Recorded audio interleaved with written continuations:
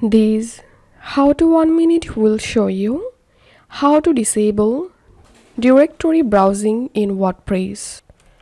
First of all, you have to log into your cPanel and scroll down and open File Manager. Now navigate to your website folder, and here you have to edit the .htaccess file.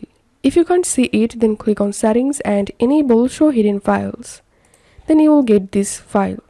Now select the file and click on Edit.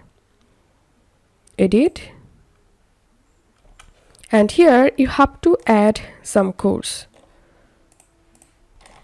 So this is the code basically, option all -indexes. Then click on Save Changes.